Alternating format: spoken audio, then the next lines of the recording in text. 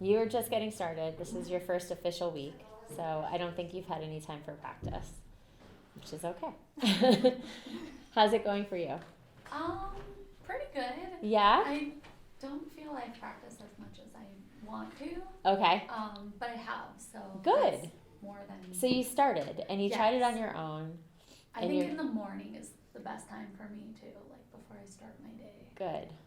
Yeah. I find that I try to focus more. Right. Things are a little calmer. Mm-hmm. And you're working with the 3 minutes. Yes. Yes. And how did that feel? Long. It does feel long. Here.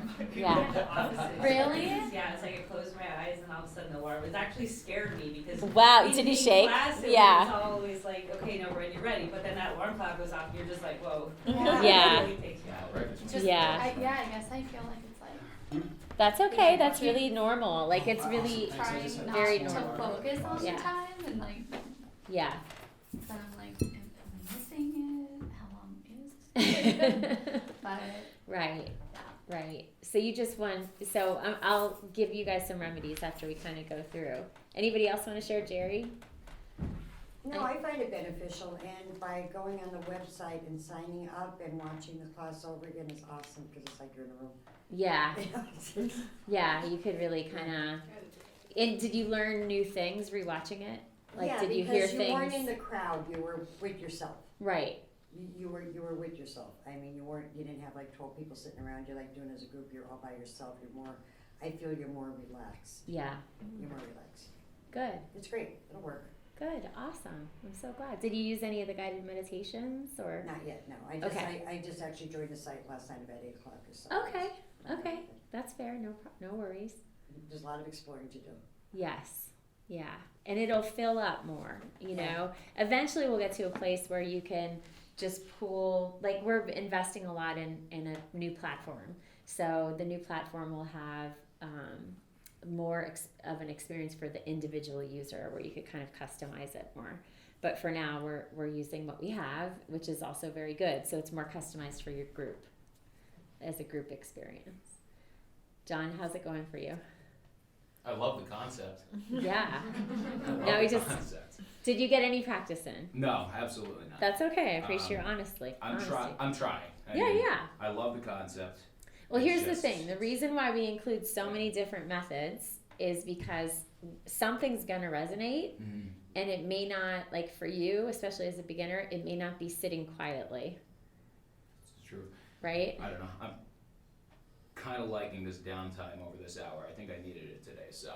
Good. I'm glad. So the only thing I don't want you, the number one thing I don't want you to do is start getting really critical. If you feel like, gosh, I'm not doing this right, or I'm not gonna do this, it's not for me. Whenever you start hearing that self-talk inside, if it's happening, it's really important just to acknowledge it and try to like give yourself some compassion, right? All right. Anybody else want to share? No? I find myself trying to Good. the part of the day that didn't record the other day. Fantastic. How'd that feel in the car? Crash? Weird. It was before I went to the cigar shop. That's good. That's good. Yeah. Good. So I try it every day. I don't know when it's come around. Right. I mean, once I get on the site and get. Right. And at first, it takes a little while. Like we talked about neuroplasticity last week a little. I mentioned it. We're actually, there's a module. I'm still doing a training with Tara Brock and Jack Cornfield, and I have a module coming up this week that's all about the neuroplasticity of the brain and some of the new science coming out, which is really fascinating to me. So I'll have some of that to share with you guys next week. But the repetitive nature of mindfulness meditation is the magic of the practice.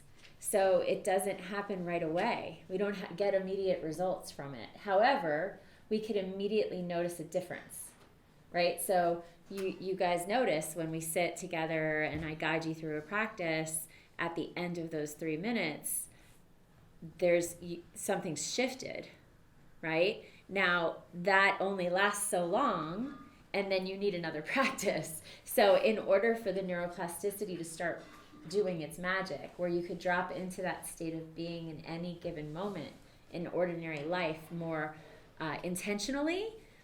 That's the hard part, right? So we have to strengthen the brain, just like we're strengthening our muscles by working out, by exercising, right? Just like we strengthen the mind with concentration practices and memorization practices, right? It takes some time. We can't just know things.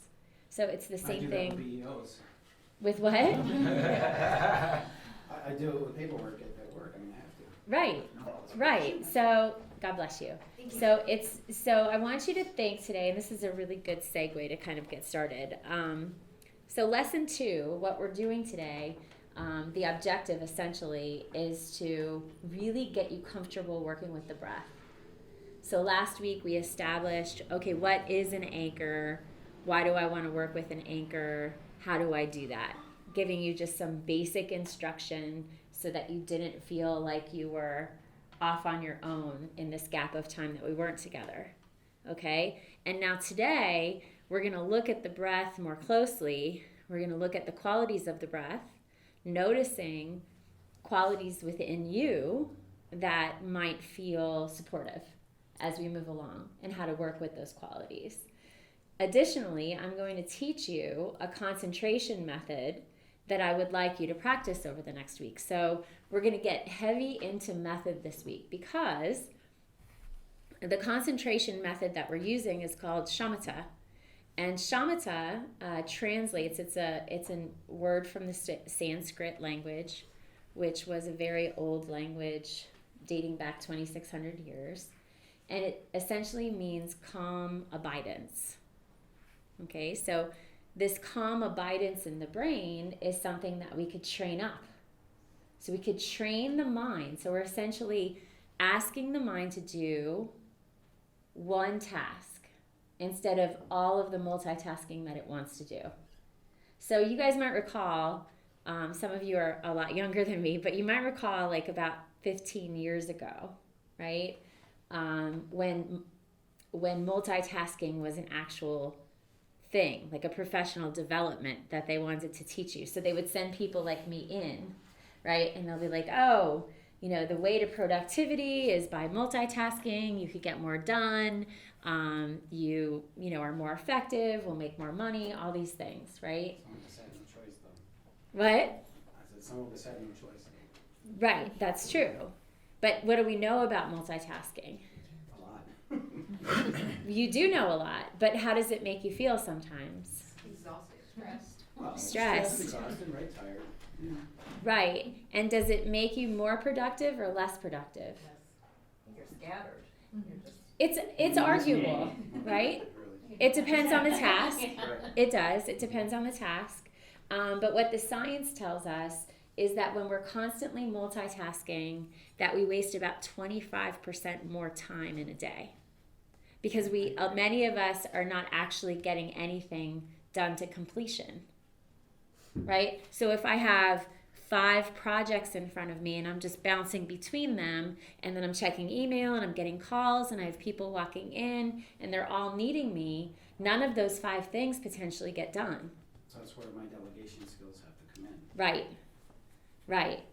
And so being more orderly in your day starts with building up that skill within the mind. So the shamatha practices help the mind learn to refocus, because we live in a society where we're really distracted, most often because of technology. Right? Definitely. Yeah, and so it's almost like brain damage. For real. So I was reading this study a few weeks ago, and what do you think the average capacity is for an adult, an American adult, to focus on one thing? What, in seconds? How long do you think that an adult can As a focus percentage? Or and how long? concentrate? How many seconds? 10. 8. 5. You were right, at 8. 8. 8 seconds. That's the average capacity for an adult, an American adult, to focus. The average capacity of a goldfish to focus How is 9 seconds. Wow. Thank God it's Yeah. yikes. And about 25 years ago, the same study was done on Americans, adult Americans, and they were able to hold their attention span for 12 seconds. So in the last 25 years, that's changed. And they think they're attributing that change to the smartphone, Making us dumb. right? So it's really interesting. Here's good news though. We could increase our capacity to hold our attention, to place our attention. And this practice will help. So I want you to think of it as a concentration practice so that you could help build your focus and concentration without getting really judgmental as we go through the lesson today. Okay? Because you might glaringly notice, wow, am I even at? Right? Am I even there? That was my first thought when I got introduced to shamatha is, wow, like I'm not even able to hold my attention here for 1 count or 2 counts or however many. So the objective is today to give you a very traditional method to work with over the next week so that we could build on that skill. Because without building this skill first, right? So anchoring, understanding what an anchor means, and then using a method on top of that anchor to work with.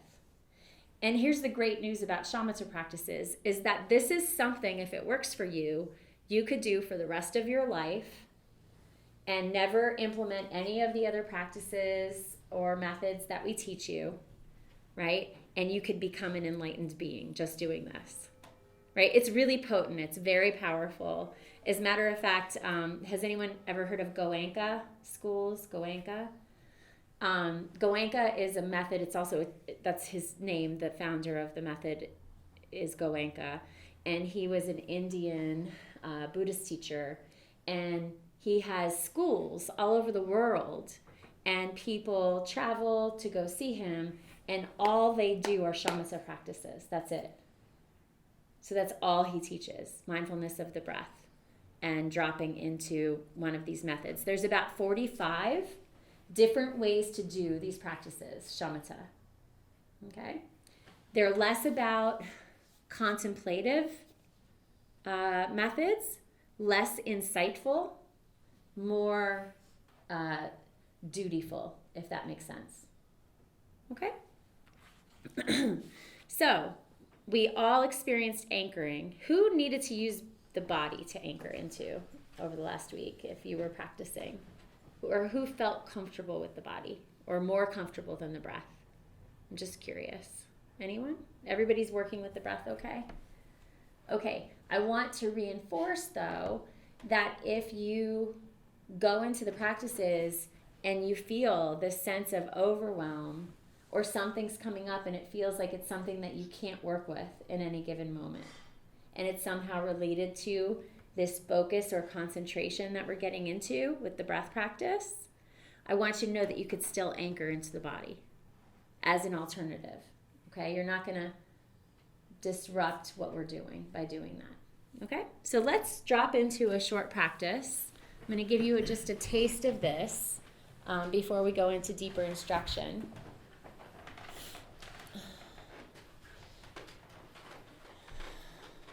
Good. And just remember to ground your feet. So no cross legs or ankles. And relax your hands.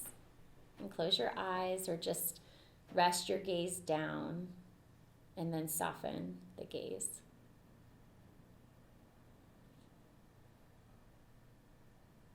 Maybe take a few deep breaths here. Just landing here in this space for practice today.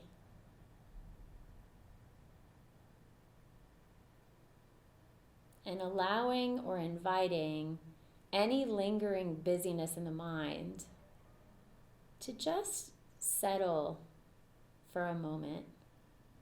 Perhaps even imagine a shelf next to you or a table, and imagine all of that busyness just settling down.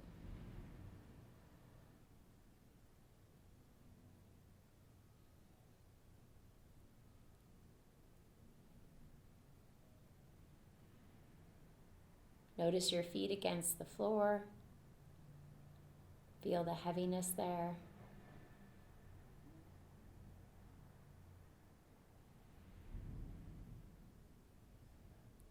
Notice your seat.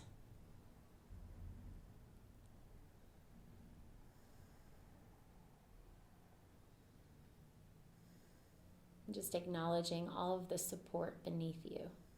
Your chair, the floor, this building.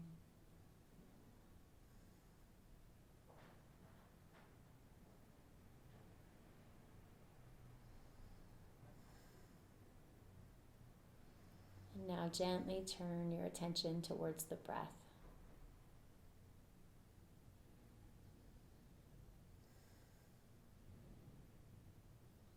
Just noticing how the breath is right now, how it feels.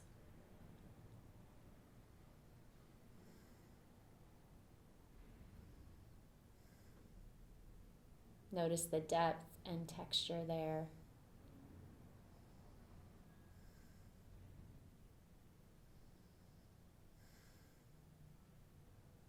See if you could relax the breath just slightly.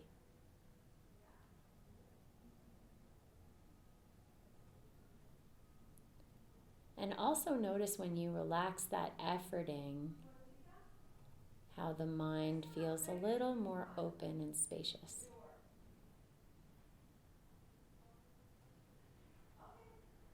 Just also acknowledge any sounds coming into your view of life happening around us.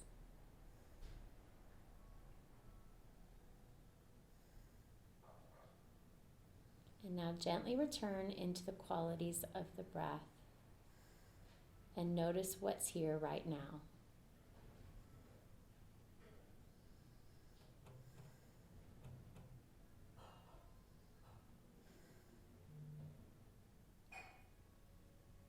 And now see if you could fully track the next 3 breaths, following this rhythm of the breath moving in and out.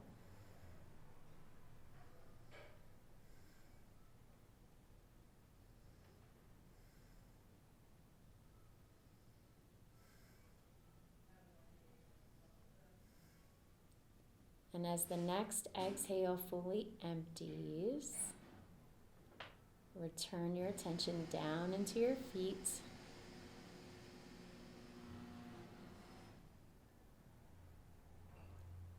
Notice your body.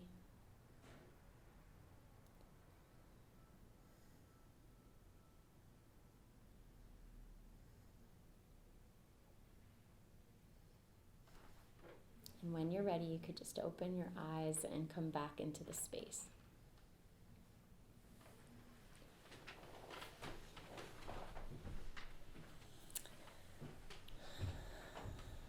Okay. So just mindfulness of the breath in its simplicity is just being able to stay with the breath completely.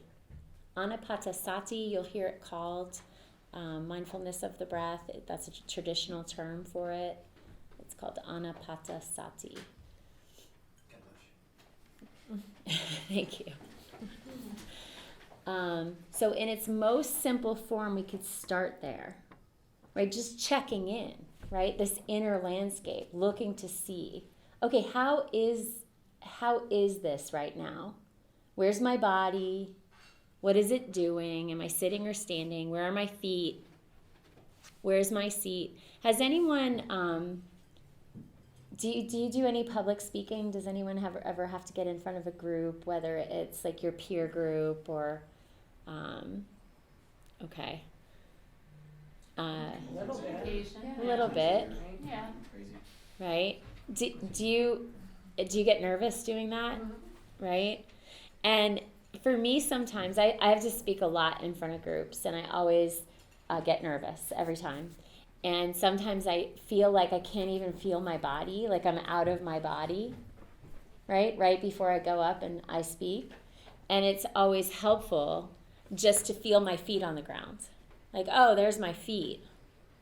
And oh, here's my body, and here's my breath, and I'm here, right? and we could connect and be. But without that simple coming in, landing in, we're sometimes way out here. And you've all had this experience, right? Like, gosh, I don't even feel like I'm in my body, right? How am I supposed to do this right now? Right? It could come up in any given situation where we feel like overwhelmed, right? So when we return to the body in the practice, when we start there, oh, here's my body, it's a reminder to the central nervous system that everything's okay. You could just be here, right? By acknowledging that there's sounds happening, that life's happening around us, right? People talking, people working, things happening that maybe you're a part of, right? Your kitchen downstairs, right? That's happening. Life's happening right now. And I could be here for just a few minutes and release the control of that, right? But it's still happening, acknowledging it, acknowledging the lingering busyness in the mind. And this all happens pretty fast, right? Oh, that list is there. The planning is there. I'm still being pulled away from a conversation that I had earlier that was confrontational, right? Those things could linger quite a while. So we could just table it or put it on a shelf, right? It's still here, but it's not owning me. Okay, that teaches the mind that we could it doesn't have to overwhelm the mind. We could just set it aside and it calms the mind down. It's another way to hack in. Okay? And then coming into the breath. The qualities of the breath. The inhale and the exhale. We talked about this a lot last week, but I want you to think about, in this case, texture and depth. Like, how deep is it and what does it feel like? Is it easy? Is it hard? Is it soft, right? There's all these different qualities there. Unhurried, or is it hurried? Am I forcing the breath, or is it in its natural state? We want to get to a space where we understand what's happening, because when we're constantly looking in to see how the breath is now, then we're more able to find it when things get a little overwhelming out there. Because see, this is a safe space right here, but out there could feel more unsafe. However, when we feel safe with the qualities of the breath and we understand what those qualities are and how they feel and have a direct experience in the breath, we could drop into those qualities out there. And it'll remind the central nervous system that everything's okay. Because remember, we only have so much conscious control over how the mind is actually processing. Right? And we're not even talking about the body. Wait till we talk about the body and how the body's absorbing everything. And we've all experienced that, but that's for next week. Okay? But the breath is a direct link in. It's a direct way to communicate. And it gives us a lot of power and control about staying embodied instead of feeling like we're disconnected. So these shamatha practices will help really drive that in. Okay? So what is shamatha? We talked about it being this calm abidance. It's directing. So what is the method? So we're going to start with a counting method that's pretty simple. Okay? We're going to count up to 10. And we're going to be counting the breath. So the first in-breath that comes in would be counted as 1. Now, I like to use a visualization practice layered on top of this. So this suggestion is something that my first teacher that I learned this from used, and it stayed with me all these years. So many students like it, and it feels pretty supportive, but some of you may not. And it doesn't mean you have to stick with it. You could come up with your own. Okay, so what I used, have you guys ever gone to see a drive-in movie? Right? And you know how, like with the old drive-in movies, they used the black and white signs come up, like the numbers come up in the middle of the white screen. So I like to visualize my mind as like the white screen. And the number 1 kind of comes in with the inhale. And with the exhale, that 1 dissipates. It disappears. And then the next breath in is number 2 coming up in that screen. And 2 will disappear on the next exhale. And we try to track that experience right up to 10. And if you make it there, you could either start over or count backwards. However, don't be surprised if you don't make it there. And why wouldn't you? Well, anytime you notice a distraction, anytime you notice you've been pulled away by sounds, sensations, memories, imaginings, planning, anything that comes in and disrupts you from being fully present with that counting method requires that you start over at 1. Is that door open a test? We could close the door, totally. All right? So, and this isn't to say, now here, when I still do this practice, right? And remember, we're training the brain. We're training the brain. Do any of you guys work out or run or anything like that? Okay, when we start running, we can't run a mile, right? Most of us can't. So we have to go out and we have to walk, and then we start, walking and running and doing intermittent kind of, right? And we build up the cardiovascular strength and muscle strength, and then eventually there we are signing up for our first 5K. Okay? So this isn't, I don't want you to feel like you're failing if you notice the distractions. Noticing the distraction and starting over is like building that muscle of the brain to concentrate. That is the practice. So I don't care if you have to start over 300 times in the next 5 minutes. Start over. Begin again. Want to try it? Okay. So we're going to do a 5-minute practice. You're going to hear 3 bells at the front. I want to use this. I thought about bringing in my own bowl or bell, which I think I'll do later on. But I want you to get attuned to these sounds and working with this tool, because I'd encourage all of you to download it. It's super helpful, right? So when you start using it in here and hearing the sounds, when you use it on your own, it'll feel supportive. It'll feel comforting. So it's Insight Timer, all right? So we could preset this for 5 minutes. So what you'll hear is 3 bells in the beginning. And I'm going to be very quiet as those bells come up into our view. And I want you to really try to track the sound as it fades away completely. And then I'll guide you through. Okay? You'll hear 3 bells at the end. Those bells are just an invitation to return back. Okay? Sorry, these face things. All right, so sit up nice and tall. And encourage your spine to be nice and strong. And close your eyes.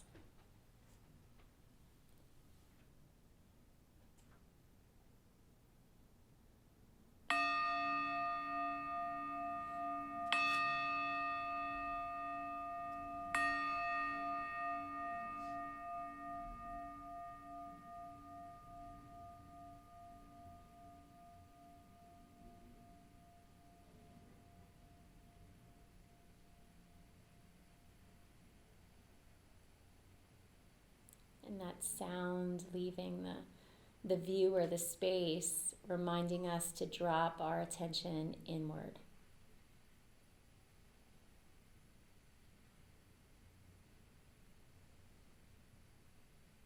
Again, just feeling into the body,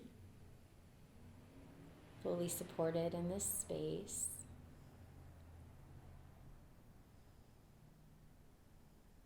Noticing the sounds around us. And gently turning inward into the breath.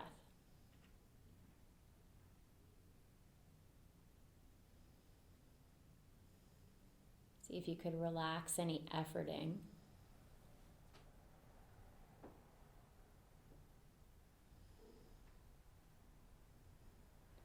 And gently encouraging that visualization of the mind. Imagining this movie screen with this soft, glowing white light in the mind's eye, welcoming the next breath as the number 1 appearing in the middle of the screen, and the next out breath as that number 1 gently dissipating. And now starting over in your own time, inviting these numbers into the mind's eye.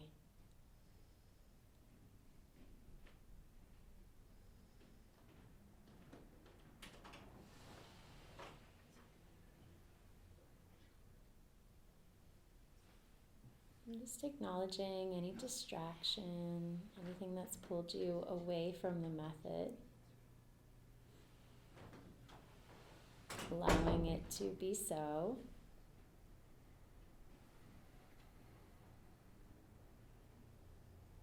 And beginning again.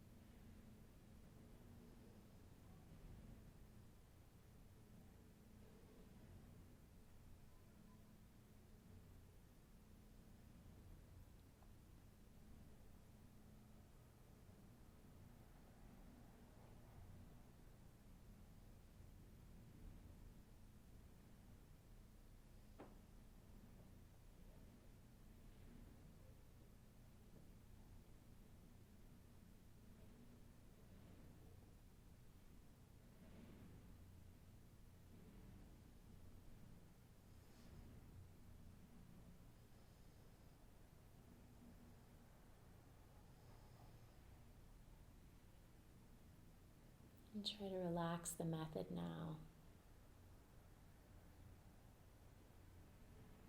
Softening into how things are in the breath, how things are in the mind in this very moment.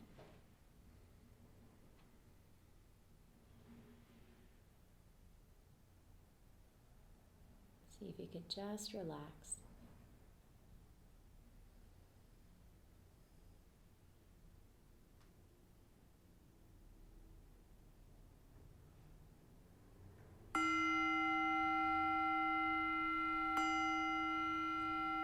Tones inviting us back in to our bodies, into this very precious present moment.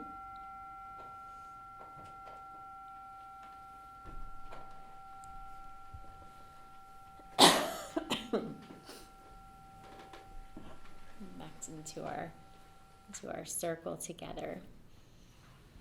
So how was that for you guys? Hard. Hard. I never got past 1. Yeah. I couldn't. So next time, instead of naming it as hard, maybe name it as interesting. Right? Because isn't that interesting? Like, I couldn't get past 1. Wow, that's interesting. Or get curious about it, right? And it can be hard. I mean, it is hard, right? That's the reality of it. This is I was something. listening to so many other sounds, like every car that went by, and I never listen to cars, but of course, Right. like when I'm trying to concentrate, like I hear every car that's going by, like Right. I'm, like wondering what kind of car it is. Like, really? Did you remember to return? Mm-hmm. But then I never remembered to like start over. Then I'm like, what am I doing thinking about a car? So then I had to start Right. over. But you noticed that. Yeah. Right? So remember, these practices provide really valuable insight into the inner workings of the mind. We get to really know ourselves in this like really interesting way. Was that 5 minutes?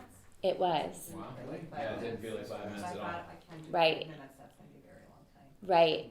It was 5 minutes. We did the actual method for about 3. So the rest was me kind of guiding you in and out of it. Right? All I could think about was what does she really need? Yeah, I was Like, starting- hear it, and then I was starting to what does she frustrate need? me. Right. Well, that was a good opportunity though to work with it.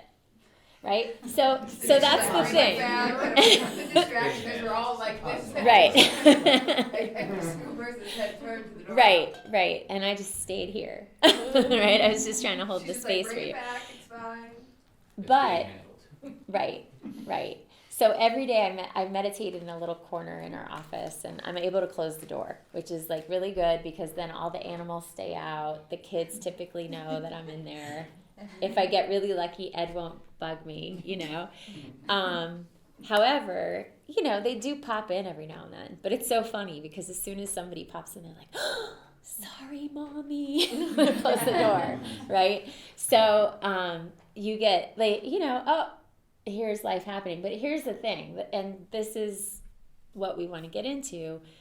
Remember last week I said, okay, I need you to really dig down deep and find this inner motivation, right? Like I want you to look in and try to find it. And one of the big game changer for me with the meditation practices, we're getting introduced to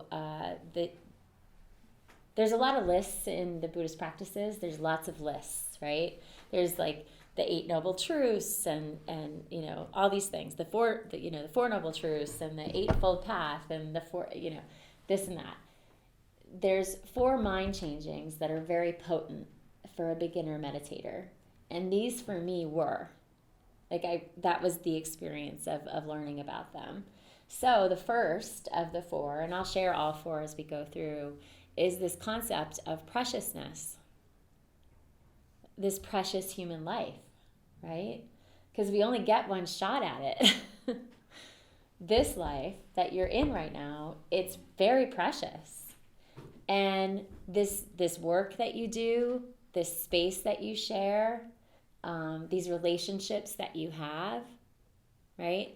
The deep care that you put into your work, right? That's why it's so important. So her coming in and, you know, interrupting our class or whatever, you could view that as an interruption, but you could also view it as, wow, like, this is an experience that I'm not always going to have.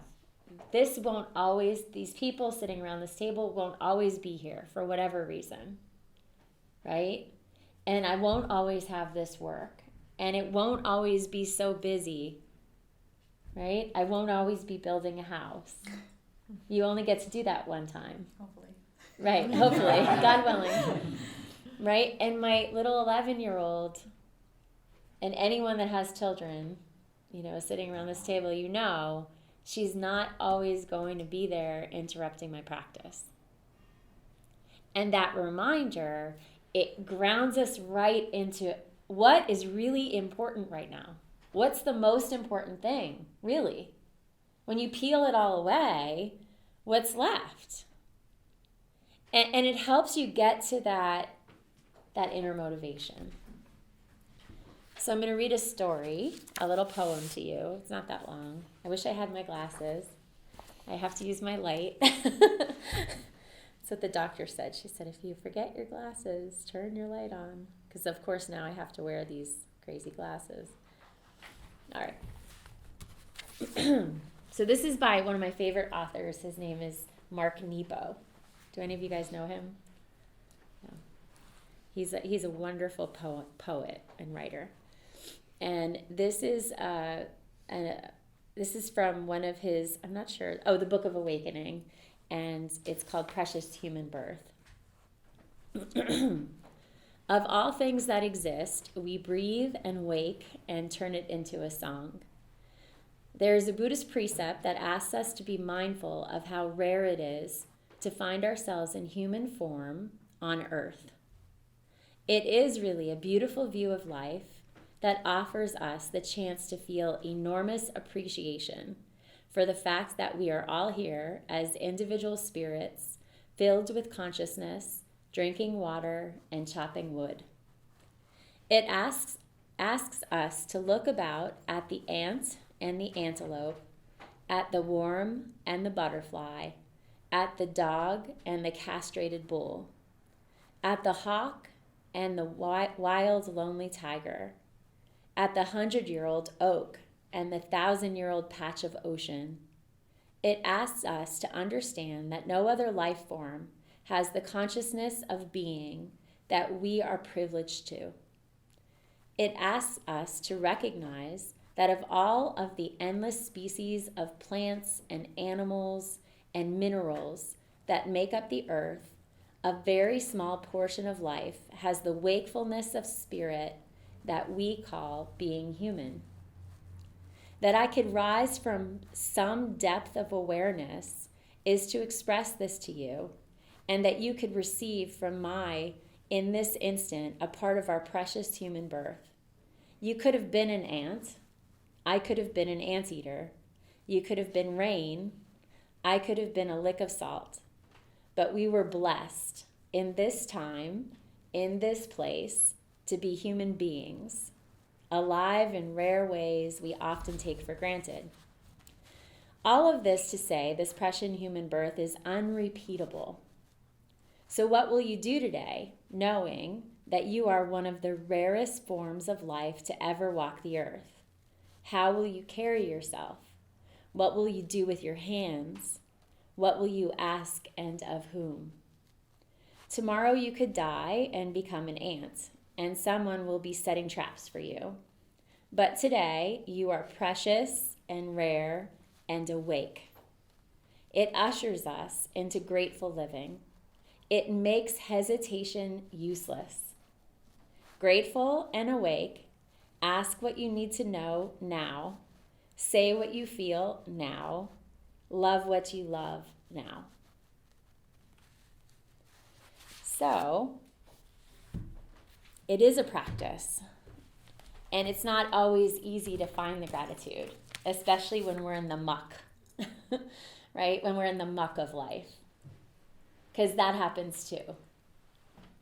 But if we intentionally plant the idea of preciousness, if we're constantly reminding ourselves of how precious it actually all is, it takes form. It's almost like planting a seed.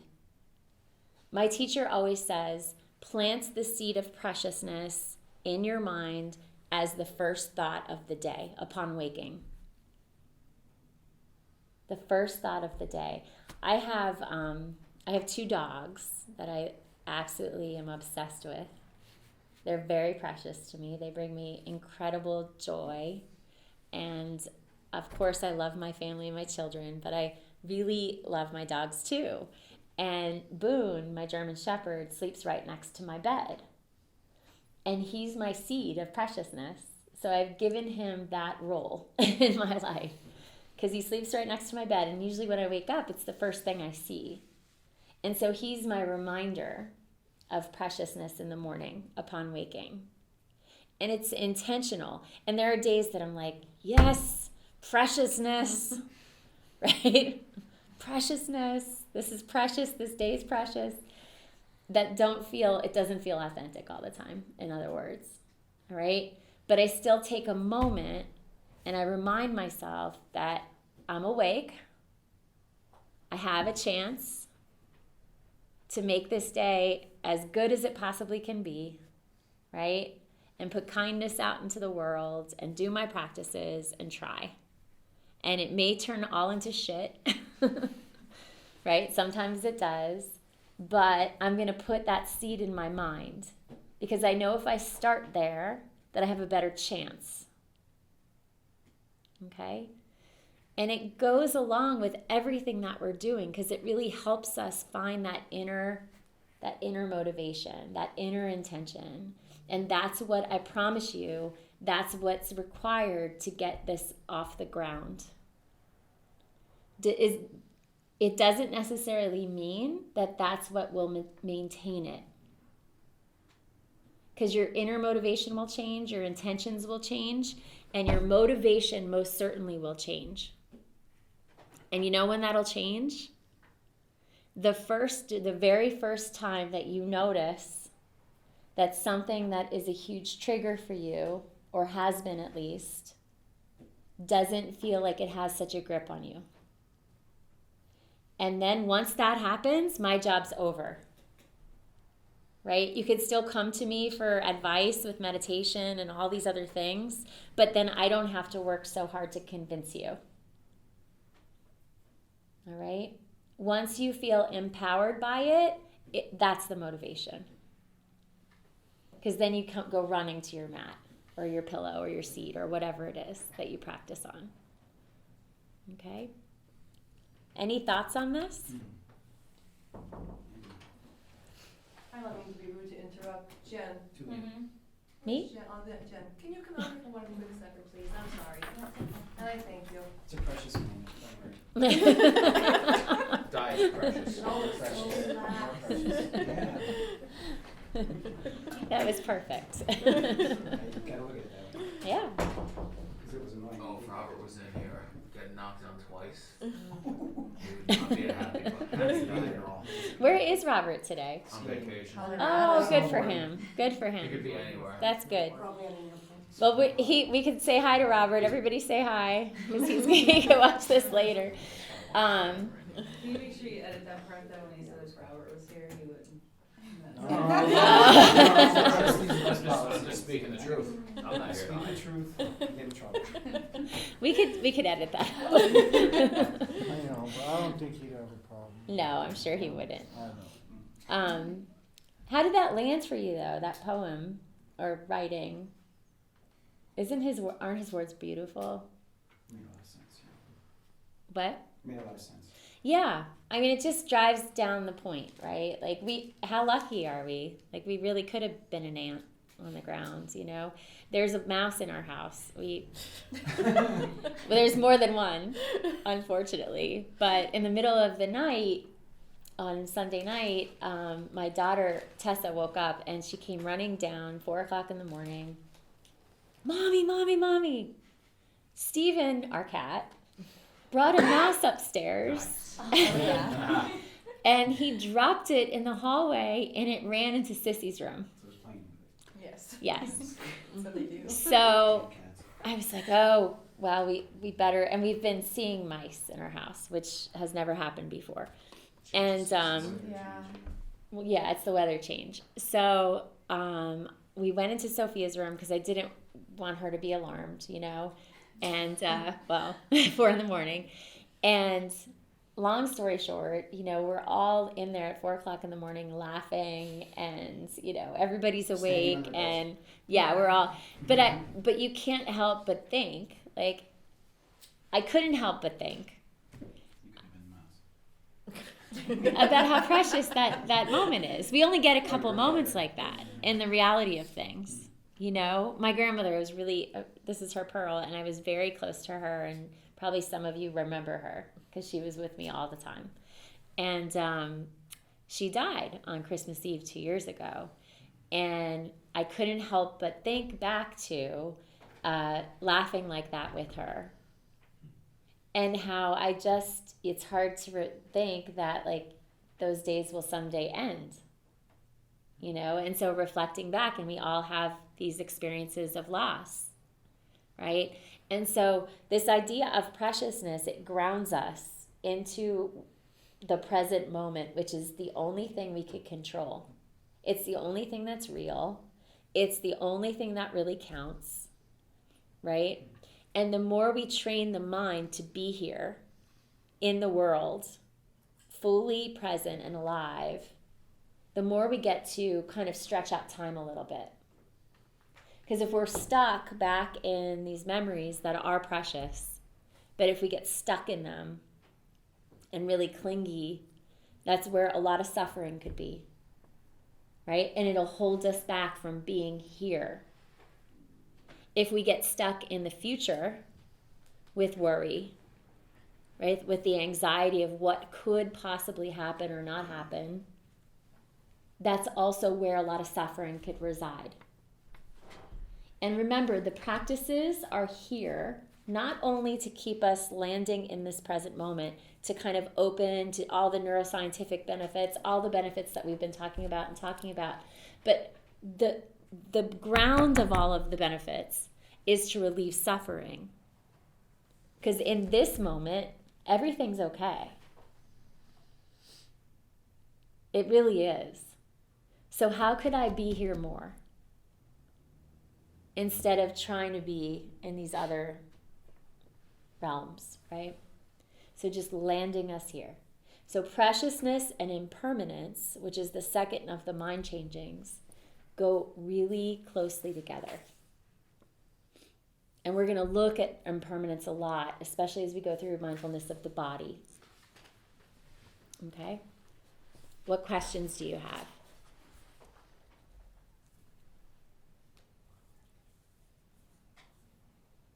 I would encourage you to journal a little bit about preciousness this week, even if it's just 5 minutes of free writing, right? So if you're not a journaling kind of person, if you've never done it before, just set the timer for 5 minutes and let that be your practice for 5 minutes. Just preciousness, and just write anything that comes out, right? It doesn't have to make any sense, and you're not sharing it with us or me. Okay, this is just for you. You might be surprised. Okay? But I would encourage you to try that just once. Okay. All right. Let's see what else I have here for you guys. Okay, so a couple of important things here, housekeeping wise. How much hour are we time? We have 5 minutes. So what do we do when it's hard? Like you were saying, I didn't even get to 1. I couldn't get past 1. It was just so hard. Well, first of all, compassion, right? You're not doing it wrong. It's not easy at first for most people. Okay, so this is just normal. So just reminding yourself, this is the practice. Right now, this is the practice. Right? And it's hard. And it's okay. Right? So just kind of normalizing it. Okay? It will get easier, I promise. Okay? Here's the thing though. I still have hard practices. Okay? So they're not always going to be spacious and open like the sky and leave you feeling like you're high. Right? Which could happen. Which is great. Right? Sometimes they're going to feel like frustrating and agitating and like, why am I doing this? You know, all those things will come up because you're a human being just like me. All right? So I know that'll happen.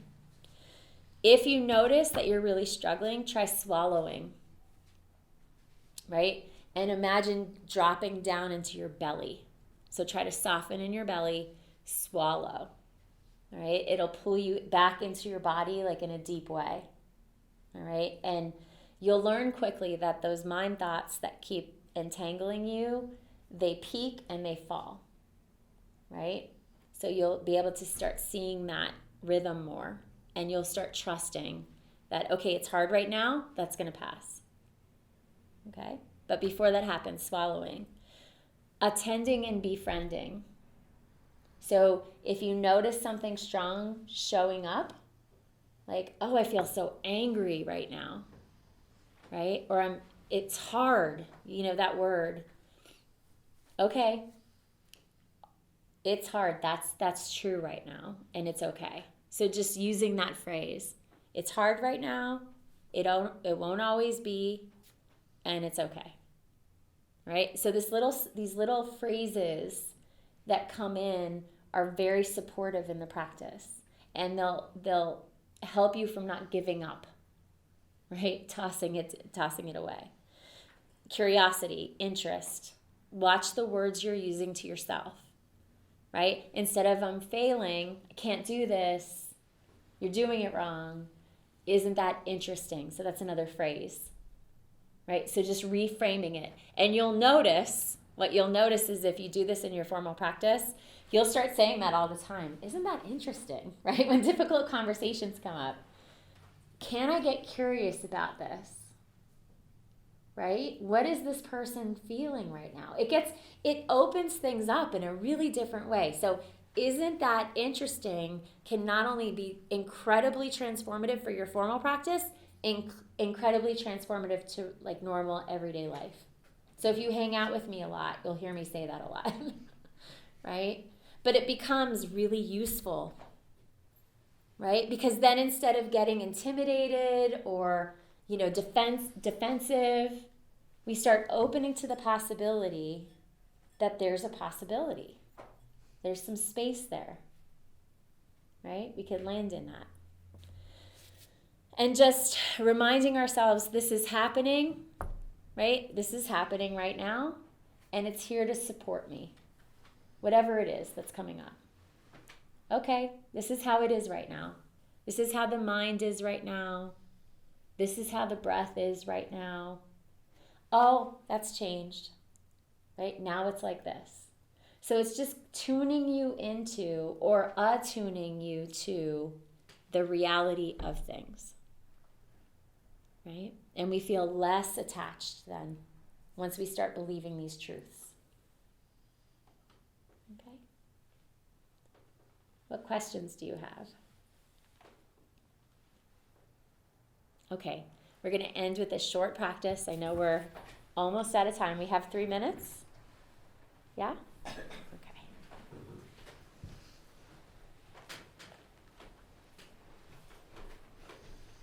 All right, so let's drop right in. Sit up nice and tall. Close your eyes and relax into your seat.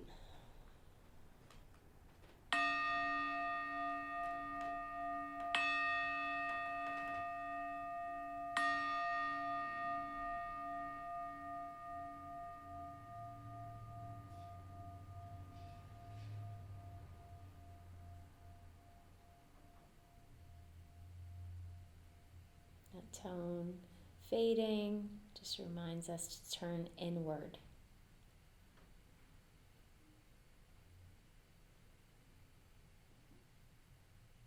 Just welcoming in the sounds happening around us and planting the seed of preciousness into this last meditation of our time together today.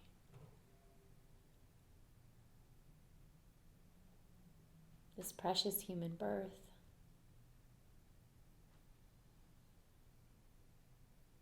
Just notice how that lands in your body.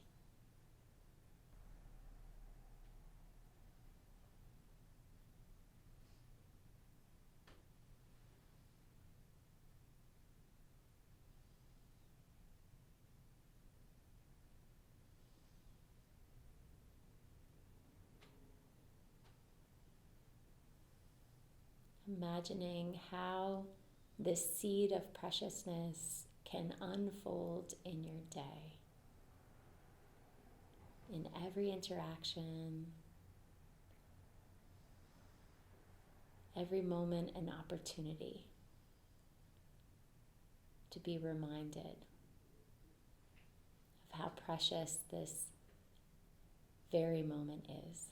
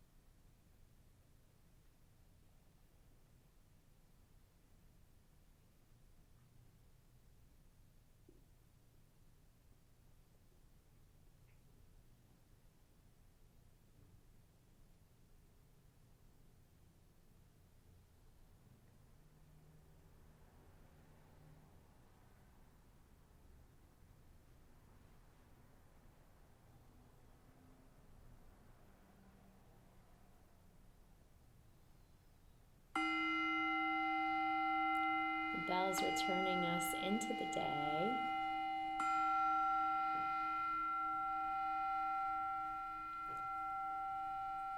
Inviting you to open your eyes when you're ready.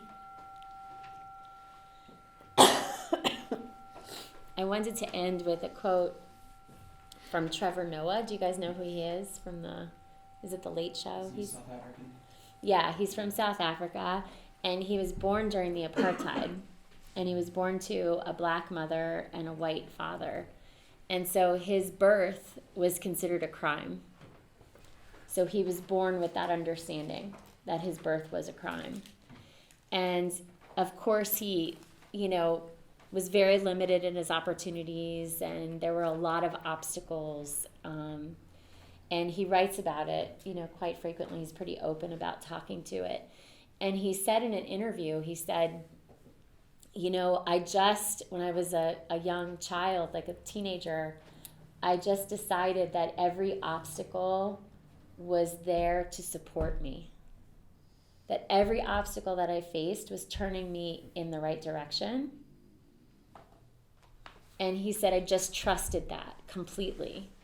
So every no, every closed door, everything that created, wasn't the plan, he just saw it as going in the right direction. And I just love that, And, I think it's something we could really learn from. So that's all I have for you guys today. Let me know if you have questions. Remember, you could just email us and we could talk even on the phone if you need some extra support, if you have questions. This is really what this time is for. So it's not, it's not an inconvenience. Just call or email or whatever, right? Try to log into the portal. So your assignment is to at least log in and see what's in there, because there's guided meditations, there's links to different resources, that sort of thing. You could spend as much time or as little time in there as you need to, but I want you to just feel comfortable with it, okay? And 5 minutes a day. If 5 minutes feels completely overwhelming, if it's like spinning, it's making you spin into like a frenzy, just drop back down to 3. It's totally cool if the entire time we're doing this together, you stay at 3 minutes, okay? But give it a try. See how it is, right? You just did 5 and you're like, wow, 5, right? Okay? You'll know when you're ready for more. So it's important to at least try it. And then you'll also know, man, I just have to stay at 3 for a while. And that's okay. Okay? So there's guided meditations in the portal that you could use. But the 3 minutes at least on your own, trying to build up these methods, because that's when it really, really takes hold. Okay, so guided meditations are fantastic, but the neuroscientific benefits that we really want to settle in, you've got to do your formal practice time. Okay, so really that inner motivation, some journaling, preciousness. Okay, thank you so much. Thank you.